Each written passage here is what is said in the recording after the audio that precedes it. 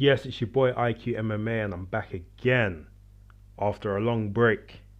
Man's returned with another video, and today I'm going to be presenting the first episode of the 2021 Breakdown series. And in this series, I'm going to be breaking down some of my favorite up and coming fights, looking at both of the fighters and seeing how their styles mash together for some of these competitive and intriguing competitions. The first fight I want to look at in this series is Nate Diaz versus Leon Edwards. Yeah, in a fight that I believe is going to be a dogfight, it's going to be a scrap, and ultimately it's going to be a very intriguing fight in regards to being in the top 5 of the stacked welterweight division.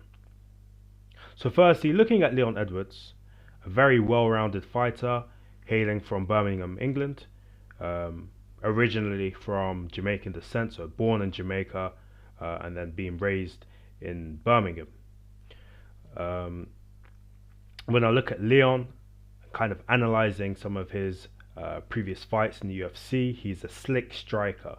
He's a very good striker that picks his shots, uses great agility to get good angles on his shots, and he's not necessarily like a grappler, like he doesn't have a heavy background in wrestling. However, one thing that Leon has mastered in his time competing at the elite level in the UFC is this idea of positional grappling. So being able to grapple into a position rather than looking for a submission. And it's good. It's a good strategy to have, to be able to grapple into position where he can kind of hold for time, get some good ground and pound off, and ultimately, win the sport of MMA, get points competing in the sport of MMA.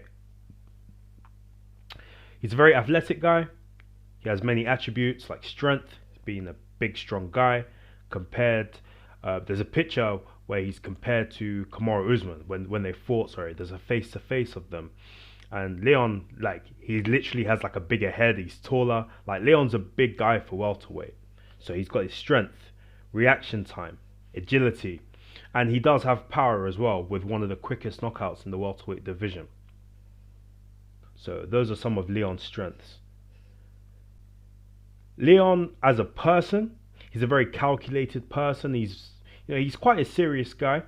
He thinks about what he says, and in regards to personality, this is probably something that's held him back in his career. He doesn't really show his personality. I mean, I was watching an interview of him on the Joe Rogan podcast a week or two ago, and even then, he doesn't bring much to the table. I'm not sure if that's kind of just him.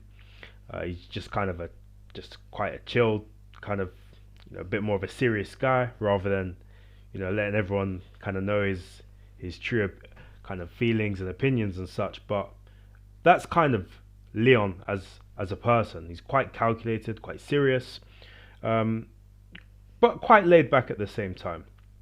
When I'm looking at Leon from a technical standpoint, there's a few things that stand out, but one thing that really stands out in Leon's game is his ability to use the elbows off the break. In the Joe Rogan podcast, Leon did say that when he started MMA, he felt that being in the clinch and the ability to work the clinch, a Muay Thai clinch specifically, is an area within MMA which MMA fighters lack.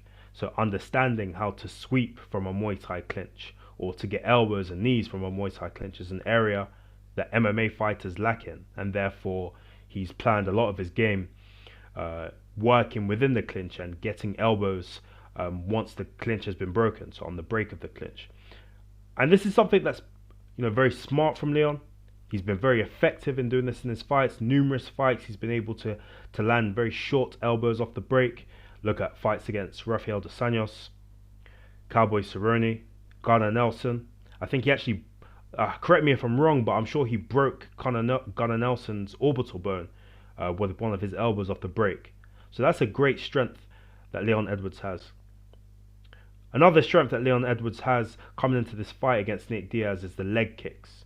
Okay, so Leon being a natural southpaw, being able to kick the legs, is something that has definitely worked against the Diaz brothers and Nate in particular in the past. So I believe that the elbows on the break and the leg kicks are definitely going to be useful tools for Leon Edwards going into this fight. When I start to look at Nate Diaz's game, the King of Stockton, the cardio king, words like volume, pressure, spite come to mind. A guy who's used to being in dogfights, many dogfights over his UFC career. And one thing that I've noticed about Nate Diaz is that he has periods of time where he's away from MMA. He might still be training, smoking marijuana, and maybe doing his triathlons. But whenever he comes off these layoffs, he always kind of comes in ready to fight. He seems somewhat sharp, like he's still been staying in the gym. Particularly in his fight against Michael Johnson, where again he had a bit of time off. He had a really good performance against Michael Johnson, who at the time was, I want to say he was in the top 7, the top 5 of the UFC lightweight division at the time. And then in 2019, against his fight against Anthony Pettis, again, Diaz came really game. He did extremely well against Anthony Pettis, ultimately winning that fight, but applying loads of pressure in that fight. However, I feel like Nate Diaz might not have the size to dominate Edwards with the volume of his punches and the threat of the takedown as well.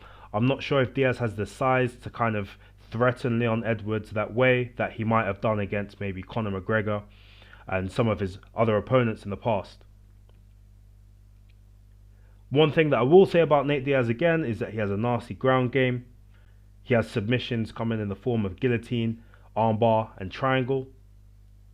However, his last submission win was against Conor McGregor in 2016 with a rear naked choke. Since then, he's not really I think he came close to submission in the second round of the Anthony Pettis fight. However, he's not really been looking for submissions in his most recent fights, so that's something just to be aware of as well. Another thing, when I'm looking at kind of Nate Diaz's maybe pitfalls going into this fight, one big thing is, Nate cuts really easy. He has a lot of scar tissue on his forehead. And normally when Leon Edwards lands elbows off the break, he's landing them on the forehead, on the face, on the jaw. So I'll be interested to see how kind of Nate's, literally his scar tissue holds up in this fight where he's going to be receiving elbows. When you have a look at Muay Thai fights where elbows are one of the weapons that a Muay Thai fighter is skilled in using. Some of these guys come out with cuts on their forehead, cuts on their cheeks.